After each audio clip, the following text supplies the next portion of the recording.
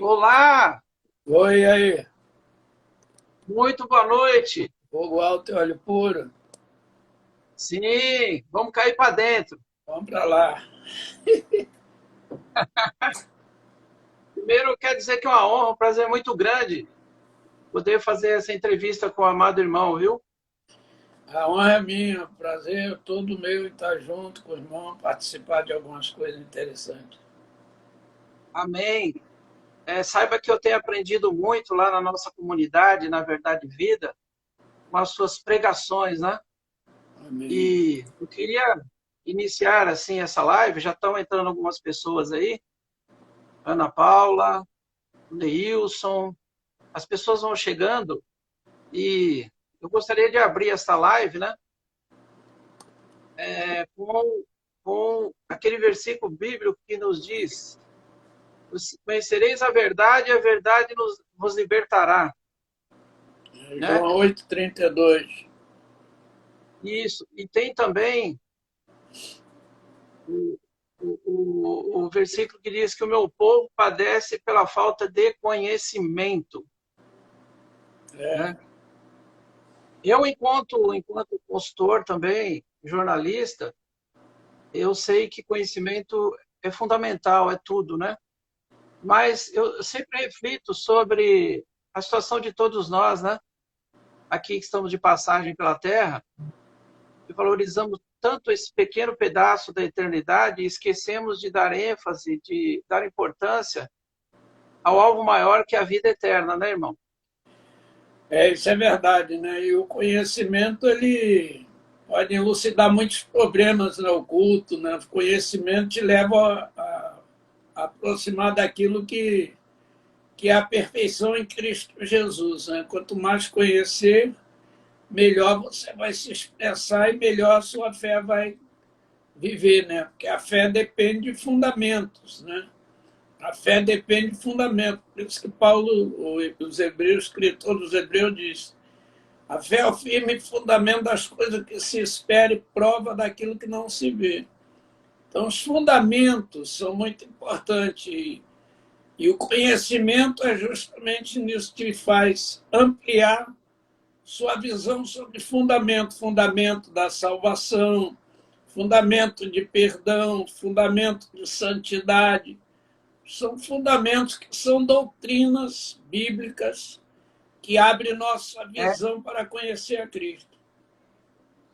são princípios que nos ajudam a enfrentar as batalhas e os problemas da vida. É uma pena que poucos dão importância a esses princípios todos que devem nortear a vida de todo e qualquer cristão, né?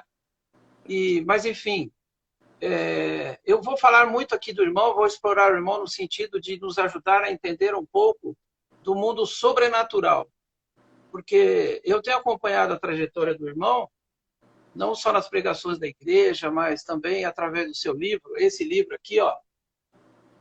Tudo É, começou assim, o como sobrenatural. sobrenatural. Como sobrenatural. Esse livro, depois mais para frente a gente vai falar um pouquinho dele. Na verdade, esse livro aqui é uma biografia do pastor do profeta Paulo Canuto. E depois, se você puder adquirir, vai passar o contato. Na verdade, a conversão dele já é um milagre. Isso aconteceu de uma forma tão sobrenatural e no ritmo tão rápido, quando a gente lê aqui a palavra, e É, que houve uma transformação assim radical que aos olhos dos homens seria impossível. Então ele serve para reforçar a fé de muitos que têm problemas na família, inclusive alguns que têm problema com parentes, com drogados, de todo tipo de drogas, né? Álcool, maconha, enfim, e que estão num mundo perdido aí, sem rumo, sem direção, e que muitos dizem, esse não tem jeito. Mas esse livro mostra que quando você busca Deus, para Deus sempre tem jeito. Aliás, eu sempre digo, né, para as pessoas que me cercam, que somente Jesus tem o poder de mudar o homem de dentro para fora. Ninguém mais tem esse poder, não é verdade, profeta? é verdade, a transformação é só feita pela presença de Jesus nos movendo pelo Espírito Santo. Por isso que a Bíblia diz: conhecereis a verdade e a verdade vos libertará. Então, nisso, a Bíblia quer dizer que o instrumento da liberdade é a verdade.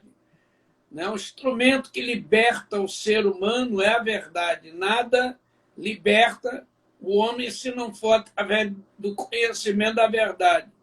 Agora, o sobrenatural é algo assim, é fácil de explicar para mim que vivo.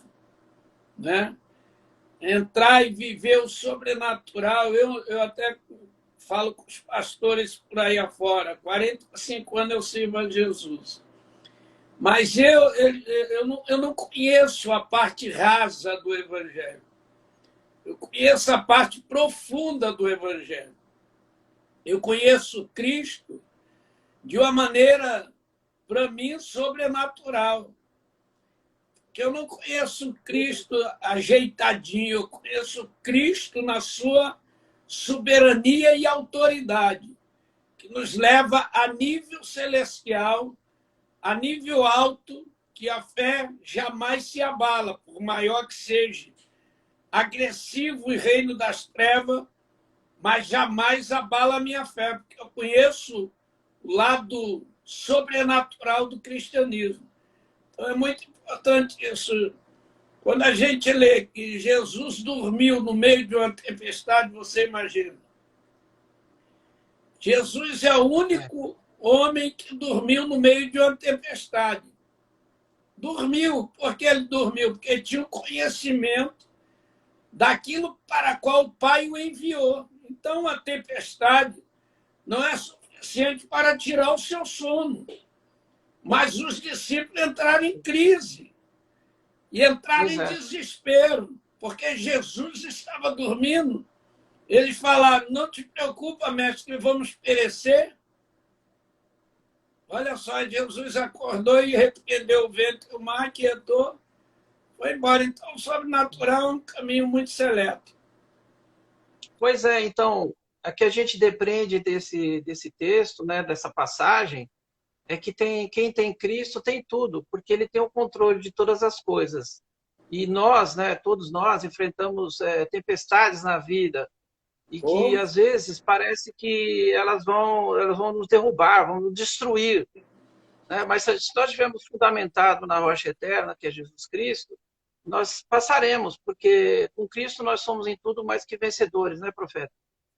Em Marcos capítulo 4, versículo 38, diz assim, e Jesus estava na polpa dormindo sobre um travesseiro. Mas ele dormia de que maneira? Ele, despedindo a multidão, assim, por hora, levantou-se grande temporal de vento, as ondas se arremessavam contra o barco, de modo que o mesmo já estava a encher-se de água, e Jesus dormia. Continuava dormindo. No meio de uma tempestade. Né? Que paz é essa, né, irmão? Eu creio nele, vivo com ele no sobrenatural, as tempestades não vão tirar meu sono. Não vão diminuir minha capacidade de avançar. Sim. Aliás, nesse livro aqui, ó, do Sobrenatural, tem uma passagem nessa transformação radical profunda que o nosso querido pastor passou, no princípio já da sua conversão. Ele passou a ter instruções à noite, na madrugada, do próprio Jesus, que passou a dar lições durante um certo tempo. Eu não me lembro quanto tempo, mas acho que foi um ano, não sei. 3 anos e 6 meses. Quanto? 3 anos e 6 meses eu estudei com Jesus. Meu Deus, olha 3 anos e 6 meses, de 3 horas da manhã, 8 horas da manhã, todos os dias. Olha só. Então, aí a gente se pergunta, e muitos se perguntam, né, na questão dos dons. E muito cristão, ele quer descobrir o dom que ele tem. Eu não sei que a Bíblia, Deus derrama o dom a quem ele quer da maneira que ele quer. Uns dom de cura, outros de libertação, outros de conhecimento, outros de profecia. Mas às vezes a pessoa fala, por que eu não tenho o dom? Eu não sei, talvez a resposta esteja na mesma narrativa que o irmão apresentou, que é uma questão de busca, né? Porque, inclusive, até o seu filho, o Canutinho, pregou aí nos dias atrás, que as pessoas veem o agora, mas não vê o preço que se pagou para chegar onde se está. É O verdade. conhecimento, o tempo de oração, o tempo de jejum, o tempo de leitura da Bíblia, não é isso, irmão? É tudo isso mais um pouco, né? Renúncia para todo lado. Pois é. Então, qual que é o seu conselho para aquele que ambiciona, que quer ter um dom, quer ser usado Ó, primeiro, no reino de irmão, Deus? eu acho que o dom é uma ferramenta. É uma ferramenta que Deus dá para trabalhar. São 9 dons. 3 dons de inspiração, 3 dons de revelação e 3 dons de poder. Então, esses dons, eles são para atuar no corpo da igreja. Alguns indivíduos recebem esses dons, não os 9, mas recebem até mais de um. Agora, para que serve o dom? Para atuar como uma ferramenta de trabalho. É uma ferramenta que você precisa para certo momento. Né? Como o senhor, como jornalista, o senhor tem ferramentas Verdade. para investigar, para questionar. Existe ferramenta, não é só eu sou jornalista, chego aqui e monto a redação e solto por rede. Não existe um mecanismo. Então, o dom são ferramentas que Deus dá agora. Alguns conseguem dons superiores, como o dom de operar maravilha, onde paralítico anda, cego enxerga, mortos ressuscita. É verdade. Né? E existem Isso é dons de língua. maravilhoso, né? São dons maravilhosos. Né? O dom Sim, da ciência, da palavra, do conhecimento, extrair de Deus o néctar da estrutura da palavra para um ambiente coletivo. Então, tudo isso vem como dons, mas dons se adquirem pela fé e, como o senhor usou o termo, o Espírito dá a quem lhe apraz dar o dom. é verdade. Então, irmão, mas nós vamos agora entrar aqui numa seara, num tema que tenha muito a ver com a situação do país no momento. Né? Nós vivemos aí, saímos de uma eleição extremamente polarizada, nós lutamos aí por uma situação em que fossem respeitados os valores da família, ou seja, contra o aborto, os princípios da família, enfim. E o adversário venceu. E isso eu penso e verifico, eu noto que abateu a fé de muitas pessoas, né? Porque talvez criaram uma expectativa que ela não se correspondeu. Mas eu, particularmente, sempre faço essa reflexão nesse meu solilóquio aqui, conversando comigo mesmo, e chego à conclusão, não sei se eu estou certo, aí o irmão vai poder me ajudar, que tem um conhecimento maior, de que Deus tem um tempo para todas as coisas e um propósito também. E que, de repente, o tempo de Deus não é o nosso. Está correto esse meu raciocínio? Veja bem, nós passamos por um tempo profético, um tempo bem profético. Então, desde da época que o antigo governo venceu, ele venceu dentro de um tempo profético. Ele criou um slogan: conhecereis a verdade vos libertará. E, por ser a esposa, uma família evangélica, puxou para dentro do seu governo o cristianismo. Com isso, ele puxou a igreja junto. E a pastorada Verdade. foi junto. Então, as profecias, todas elas estão certas. Vai se cumprir. Agora, a Bíblia fala que houve guerra, que Deus prolongou o tempo da guerra. Então, Porque tem um propósito. nesse prolongamento de guerra, o inimigo ganha algumas vantagens.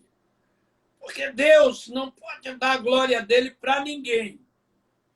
Então, Deus também não vai ser injusto com Satanás. Deus não é injusto nem contra o diabo. Deus é justo, na sua medida exata de justiça. Então, nesse momento, a guerra ela saiu do campo horizontal.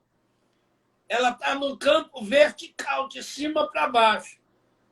Então, não adianta o senhor, degradear nesse momento em prol daquilo que Deus está guerreando. Porque Deus vai detonar na hora certa. Agora não pode chegar Eu lá e tenho fé. varrer Brasília. Não é essa a ideia de Deus. A ideia de Entendi. Deus é que o país entenda que ele, Deus, é Deus. Então a guerra está prolongada. Agora as profecias estão todas em andamento.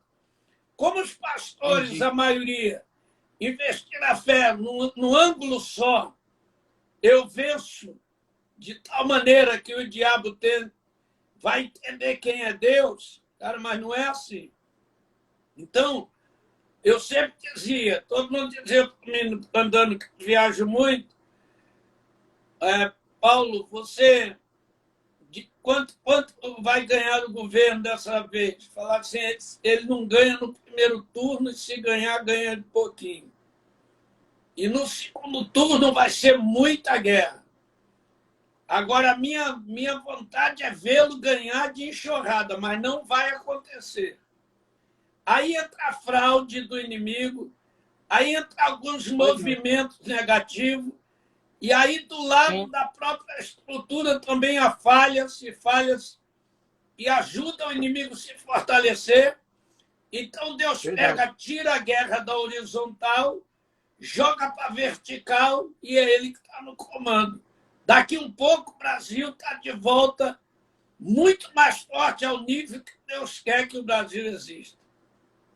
Amém. Glória a Deus. Então, a curiosidade que eu tenho, eu acredito que seja também dos nossos espectadores aí. Aliás, queria agradecer, tem muita gente entrando aí que não dá nem tempo de ler o nome das pessoas, mas muito obrigado de coração mesmo, viu? Vocês estarem prestigiando a nossa live, que eu tenho certeza vai edificar a vida de muita gente. Assim, uma curiosidade que eu sempre tive, né? Pelo que o irmão prega e pelas as suas pregações, é, nós vivemos, o mundo espiritual vive em guerra permanente, Bastante. correto? Certo. Constante, o tempo todo.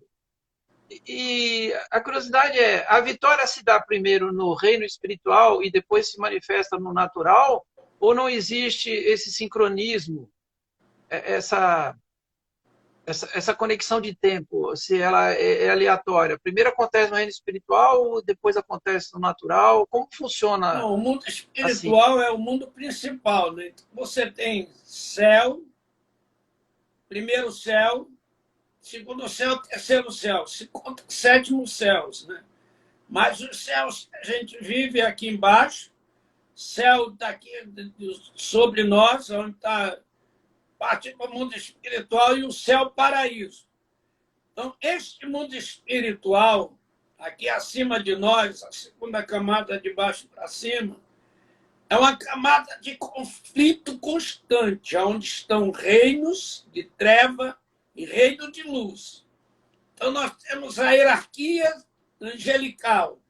Então, nós temos no meio de guerra arcanjos, da linhagem de Miguel, anunciador da linhagem de Gabriel, querubins, serafins e anjos comuns. Isso está acontecendo agora, a batalha lá. Então, nesse momento, legiões de demônios estão sendo impedidas de agir aqui embaixo. A gente não vê, mas eles são bloqueados severamente para não agir do jeito que eles pensam em devastar. Por exemplo, nesse momento, o reino espiritual do Brasil, o mundo espiritual do Brasil, está sob uma guerra, uma batalha, um confronto, lutas, né, desafiadora no mundo espiritual. A ideia dos demônios é devastar, mas os anjos impedem a devastação. Então, o tempo todo, essa guerra está acontecendo. Então, quando ela vence lá por cima ou aqui na Terra, eu sinto a vitória chegar até a mim. Então, o mundo espiritual nos favorece de sentir a vitória no mesmo instante em que a guerra está sendo consumada e definida pelos anjos, obtendo a vitória no nome de Jesus. Então, a guerra é isso. E é Então, muito mas ela é sério. vencida assim que é vencida no reino espiritual, a gente já percebe, já se Você apropria percebe dela aqui aqui embaixo. imediatamente. É É porque assim? você faz parte do reino. Ah, entendi. Nós estamos integrados, então. Tá? Você é um reino sacerdotal. Então, nós somos o Entendi. reino de sacerdote. Quando o mundo espiritual entra em crise, a gente entra em crise aqui embaixo. Porque Entendi. existem demônios que nunca pisaram na terra, como anjos também. E existem anjos e demônios que vivem na terra. Qual é a função de um serafim? É purificar. Ele vem para purificar o ambiente, limpar o ambiente, que é a função de um querubim, guardião do ambiente. Qual é a função de um arcanjo Gabriel? Anunciar os oráculos de Deus. Qual é a função de Miguel? Guerrear as guerras mais fechada, mais travada. Qual é a função dos anjos comuns? É meu respeito, é aquele que me protege dirigindo, viajando. Eu e a minha casa estão sempre ali protegendo. Então, isso é mundo espiritual. Então, essa é a verdade bíblica, que Deus acampa seus anjos ao redor daqueles que o temem e os livra. É isso? É Salmo 34, versículo 7. O anjo do Senhor acampa ao redor daquele que teme o livro. E Então, Salmo isso que o mundo diz. 91, versículo 11 diz assim: o Senhor dá ordem aos seus anjos a teu respeito, para te guardar em Isso. todos os teus caminhos, segurar pelas tuas mãos, para não tropeçar com seus pés em pedra alguma. Então, isso que o mesmo mundo secular, as pessoas do mundo dizem que cada um tem um anjo protetor, então é verdadeiro? Ou tem que ser invocado? Não, os anjos de Deus atuam na atmosfera espiritual, que é aqui que a gente vive. Anjos eles são orientados pelo céu. Agora, quem tem uma vida vivendo no sobrenatural, conhece bem a hierarquia e trabalha os anjos com mais facilidade. Então, eu trabalho os anjos com mais facilidade. Porque onde eu estou com os anjos. Meu serviço, minha missão aqui na Terra é trabalhar com os anjos em prol daquilo que é de Deus, nas orações, nos cultos, nos ambientes. Sempre tem anjo Sim, comigo. sempre a serviço do reino, né? Tudo a serviço do. Então, diante do que o querido pastor acabou de nos relatar, então, nessa guerra constante, né, espiritual, qual é o nosso papel aqui enquanto cristãos? Qual é a arma que a gente possa contribuir, né, para que essa guerra seja vencida mais rápido, ou para dar força ao exército dos anjos, ao exército de Deus? A arma, O que nós devemos fazer no dia a a dia? arma são três coisas. Palavra, crer na Bíblia como ela está escrito, sobre Jesus, como João capítulo 7, versículo 38 diz: aquele que crê em mim, como diz a Escritura, do seu interior fluirão rios de água viva. Crê como está escrito a respeito de Jesus. Jesus veio para destruir as obras do diabo. Eu tenho que crer nele, que nele eu vou vencer. Essa é a primeira coisa, é crer. É uma arma de guerra violenta. Então, nós temos três coisas. Primeiro, crer na palavra. Segundo, consagrar, jejuar, orar em jejum quando se pode. Fazer alvo, são armas. E a oração, palavra, jejum e oração, vai dar o equilíbrio em qualquer ambiente de guerra que você estiver e vai te fortalecer a vencer e você vai sentir a vitória. São armas. Agora, existem armas, né? Santidade, consagrar a vida, separar a vida. Né? Perdoar é uma arma violentíssima em tempo de guerra. Quando você consegue perdoar aquele que lhe fez mal. O problema é que as pessoas enchem o coração de ódio e não conseguem perdoar e perde a arma, que é uma arma letal contra as obras do diabo. Não letal contra o diabo, mas é uma letalidade contra a obra dele aqui na Terra. Olha que bênção, irmão. Então, irmão, então, a todos aqueles que estão nos assistindo e atentos à sua palavra, mais do que nunca, nós temos que colocar em prática tudo isso e também, principalmente, em vez de ficarmos indignados, abatidos, decepcionados e achando que não tem solução, que nós oremos a cada dia pelo Brasil, É isso né, aí. para Deus afastar o espírito de corrupção dos nossos políticos, para, enfim, tocar no coração mesmo daqueles que estão estabelecendo uma ditadura no país, ferindo os direitos, que Deus toque onde só Ele possa tocar, né? Porque essa arma é poderosa. Então, em vez de ficarmos abatidos, né, e às vezes até mesmo a gente lamuriando, né, se vitimando, creia no Deus que tudo pode e que Ele tem um tempo para todas as coisas. No E como tempo o de pastor disse, luta, o inimigo tem hora que vai te trincheirar, vai criar uma trincheira, vai te colocar num ângulo que é desfavorável para você e favorável para ele.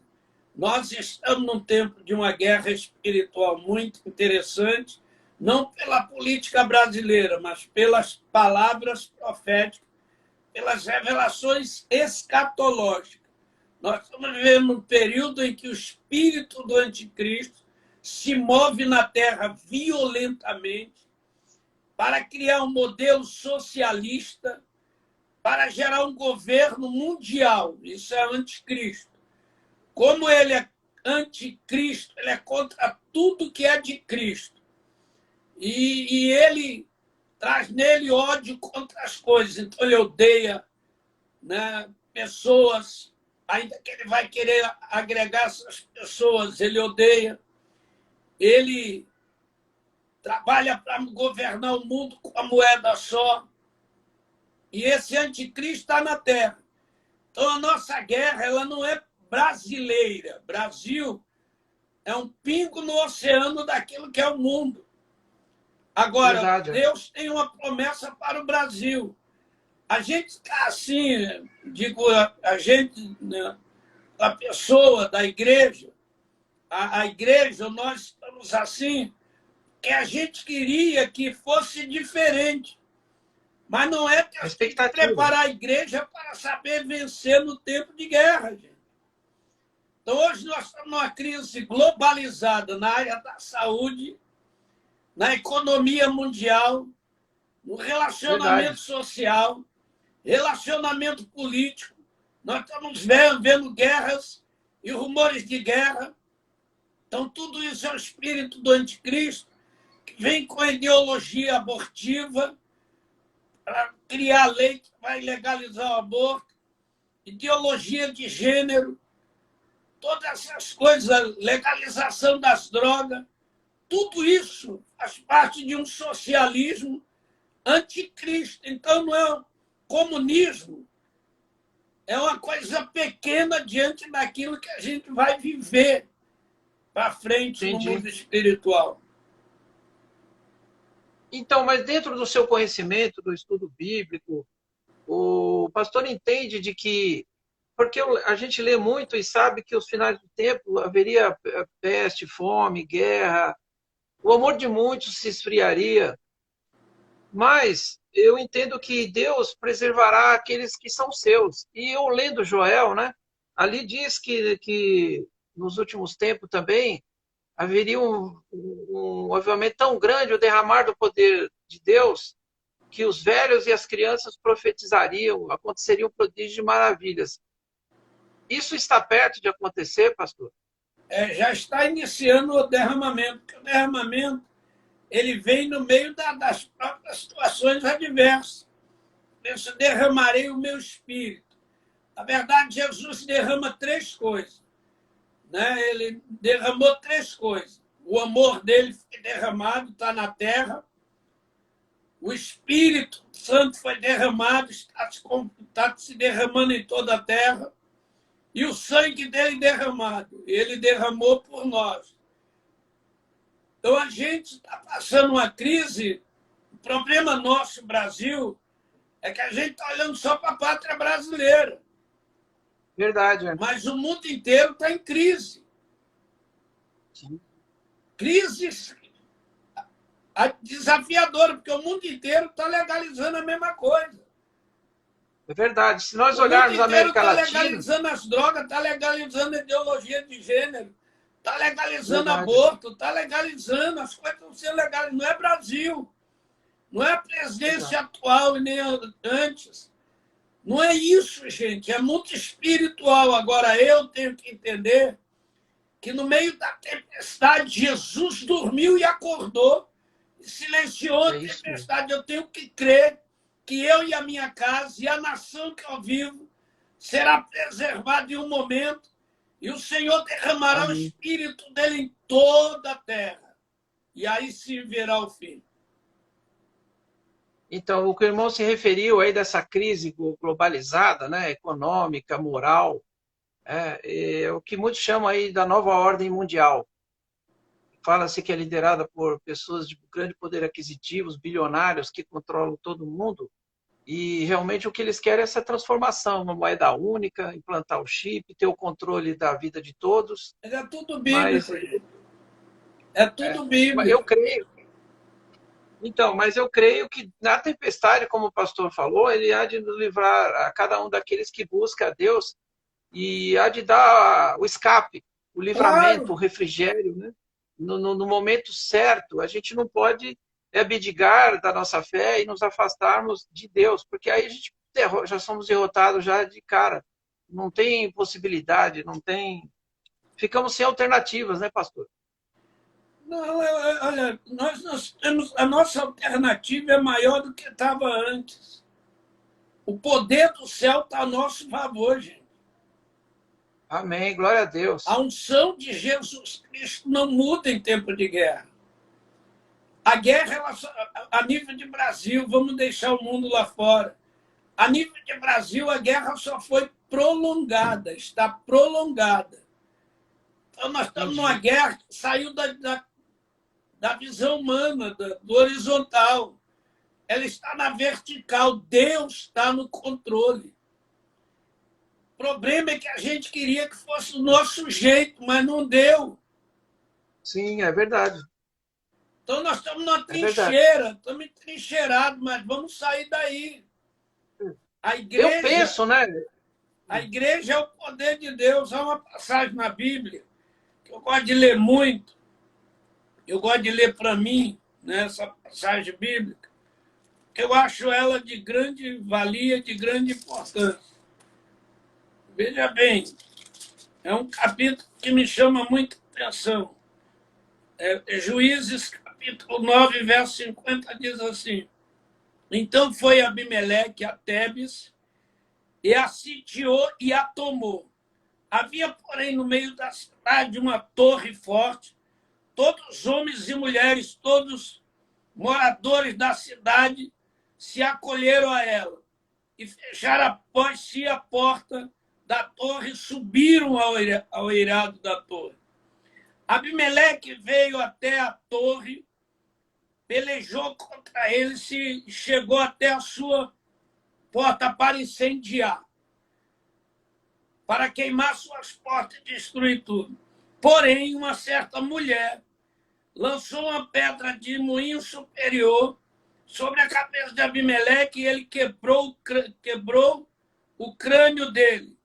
Então clamou logo ao moço, seu escudeiro, e lhe disse: Desembainha tua espada e me mata, para que não se diga de mim, uma mulher matou-me. E o moço atravessou ele com a espada e ele morreu. Então, essa aqui, a certa mulher, é a visão da igreja. A pedra fundamental é Cristo. A pedra angular é Cristo. A pedra que nós carregamos é a doutrina de Cristo. Então, o inimigo pode ter tomado, sitiado. E a gente está na torre, ele está chegando até a torre para queimar as portas. Mas as portas do inferno não prevalecerão. É isso que eu tenho que Amém. crer, que o senhor tem que crer, todos temos que crer. Deus nos dará a vitória. Amém. Eu creio. Assim, nas suas pregações, o irmão, durante mesmo os cultos, tem visão de anjos, né?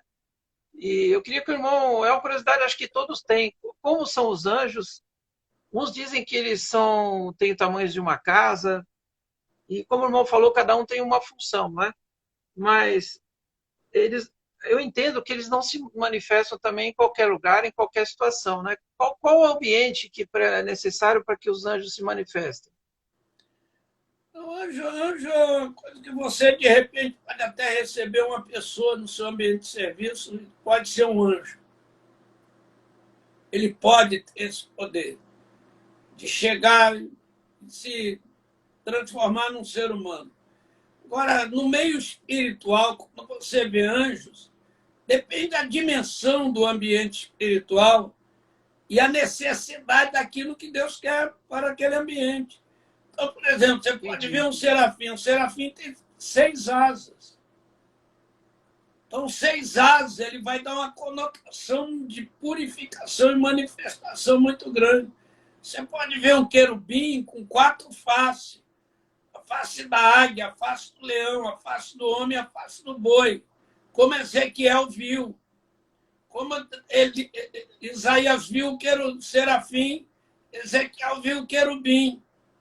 Como Daniel viu o anjo lutando a favor dele. Como Davi viu anjos com espada desembainhada entre o céu e a terra, devastando tudo. Então depende.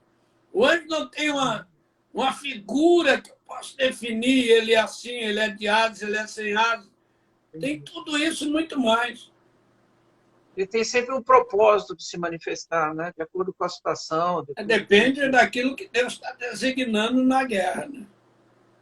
Mas pelo que o irmão está falando, eu entendo que assim como o irmão vê os anjos de Deus, também o irmão deve ter visão do exército inimigo, não é? Ah, vejo muita coisa. Eu acho que, não sei, né? Algumas pessoas não estariam preparadas para ter esse dom, né? Porque se não tiver Ver preparo anjo não é espiritual, pode muito causar medo. simples. Ver demônio é muito complicado. Né? Os demônios são complicados, são horríveis, são deformados, Meu são Deus. anjos caídos. Né? Todos eles Meu são anjos Deus. caídos. Então, nós até agora aprendi muito. Agora eu queria que o irmão falasse um pouco, porque eu sei que o irmão publicou esse primeiro livro, que é a sua biografia, que eu recomendo a todos aí, Como Viver no Sobrenatural. Depois disso, o irmão acabou escrevendo um livro aí, e outro, e outro. E eu queria saber das suas outras publicações, o tema de cada um. Tem um que fala do sol do meio-dia, não é isso? Mas parece que já tem um outro também. Eu tenho E 4 eu gostaria livros que o irmão escritos. falasse. Eu tenho o Sobrenatural, tudo começou assim, esse livro que o senhor mostrou aí. Tenho o Tripé do Crescimento, né? No Sobrenatural. Tenho Cantares à Igreja Viver na Plenitude da Palavra. E o Portal do Meio-Dia, Mundo Espiritual Ativo. Então, cada um vai trazer uma verdade ou verdades do mundo espiritual que eu vivo, a dimensão que Deus me levou, somente sobrenatural, tudo começou assim, sobrenatural. Então, quando Jesus chegou para falar comigo, ele já abriu o portal, então eu conheço Cristo de uma maneira bem profunda na minha convenção. Ele colocou a mão na minha cabeça, ele mesmo falou comigo, ele mesmo me batizou com o Espírito Santo, ele mesmo definiu a minha chamada e me colocou numa posição de que se eu quisesse ser cheio e viver com ele, eu deveria manter os padrões que ele iria me dar. Então me chamou para estudar com ele 3 anos e 6 meses. Eu estudei os 3 anos todos os dias e assim o sobrenatural mostra o poder da oração da minha mãe, 10 anos de oração. Então, a gente tem muita coisa ali, encontros no mundo espiritual, portais que abriram, batismo com fogo, né? As 3 unções que Jesus carrega, ele me derramou sobre mim. Então, tem muita coisa assim que é amplo demais a gente até ver naquilo que eu escrevi, vamos dizer, 10% do que eu vivo no reino divino de Deus. Então, eu conheço o Cristo do sobrenatural. Amém.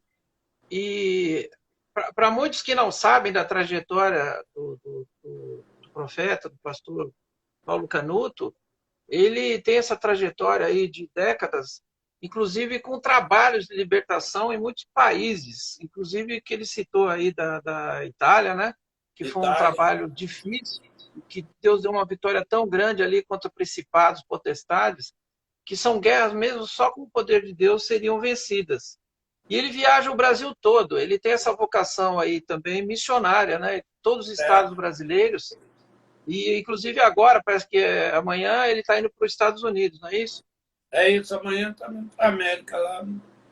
Vamos pregar lá em algumas igrejas. Então Deus tem, nesses 45 anos de vida com Deus, 44 é de missões. Eu trabalhei em tribo de índios, trabalhei nos ribeirinhos, abri casas de recuperação no Brasil, 15 delas, abri casas de recuperação fora do Brasil, igrejas, missões, seminários. Então, há uma história, um trajeto, né, de obra realizada no mundo espiritual muito amplo. E em todas, Verdade. até aqui, eu posso dizer, Benézio me ajudou o Senhor. Agora, minhas guerras não são guerras pequenas. Né? Minhas guerras elas são de alta frente de combate. Porque Sim. não é que eu sou um soldado, mas existem soldados com habilidades, né, que são preparados para certo tipo de confronto. Então, eu fui preparado por Deus, por Jesus, pelo Espírito Santo, e estou sendo preparado para certos campos de batalha. Então, seria aqueles caras assim, o cara é o sniper, o cara que dá o tiro e não erra nem um milímetro. Então, aquele cara foi trabalhado. Estratégias de guerra, entrar numa guerra, correr dentro de mata, sobreviver dentro de pântanos. Então, são pessoas no exército preparadas, que as guerras acontecem no ar, na terra e nas águas.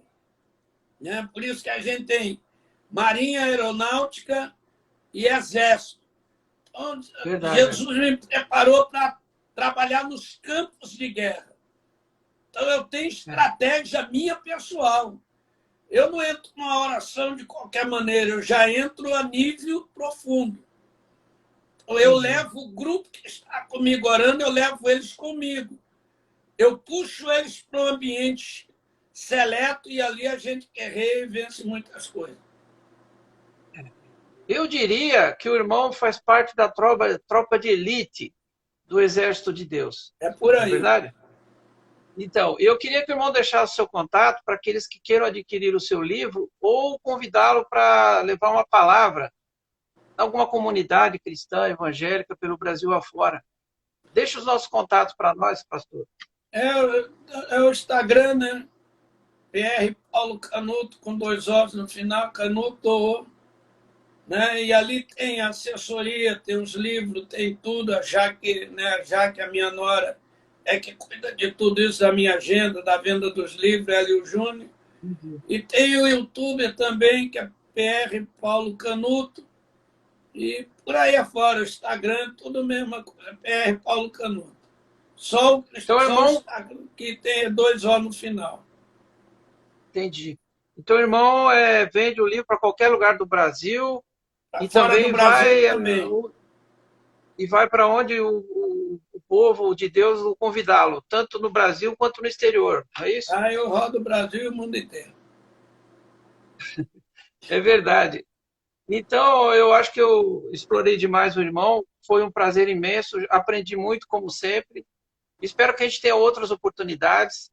E eu quero agradecer muito de coração a acolhida desse convite que eu fiz, a Jaqueline, e pedir que todos orem também para o pastor, para Deus proteger, derramar unção dobrada sobre a sua vida, capacitá-lo cada vez mais para prodígios de maravilhas, e que oremos também pelo nosso país, pela nossa amada pátria Brasil, né?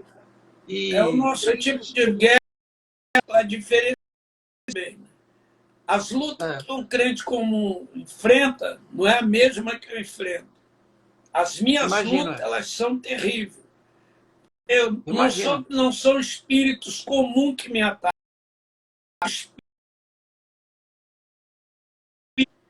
Sabe, chegar Então. um demôniozinho fajuto, primeiro